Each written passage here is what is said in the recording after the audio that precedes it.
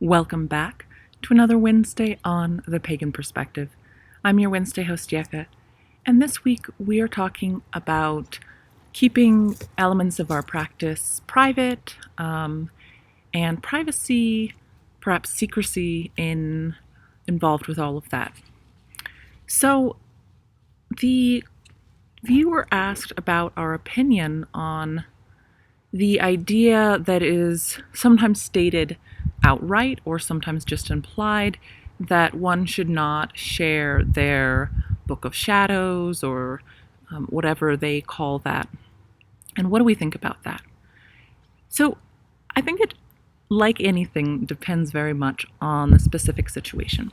But I think that there is a lot of potential wisdom in being cautious about sharing a lot of what one is doing with their practice. Now, on the one hand, it can feel empowering. It can be a beautiful gift to share. But on the other hand, there is a risk, especially in this time period of Instagram and social media and lots of sharing online, where I think it needs to be cautious about what their motivation is. Are you performing whatever the thing is in your practice? Are you because it is valuable to you and it is for you? Or are you performing for someone else in order to share with them, share for them, to get that attention, to get those likes? And I think it's something very easy for anyone to slip into doing that because we are social creatures.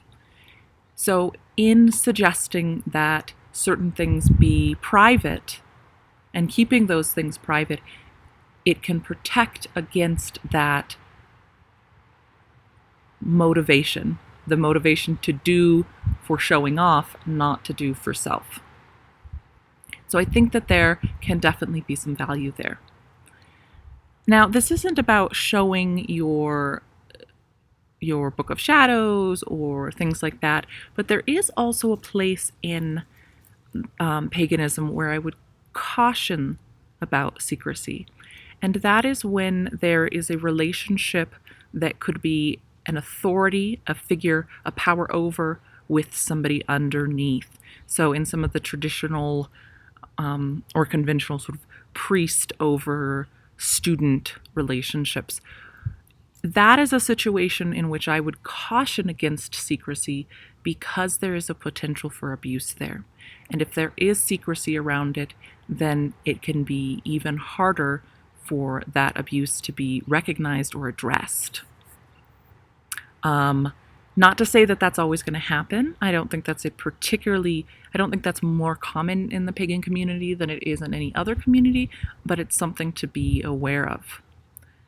So those are my takes on the ideas around secrecy or privacy within practice. And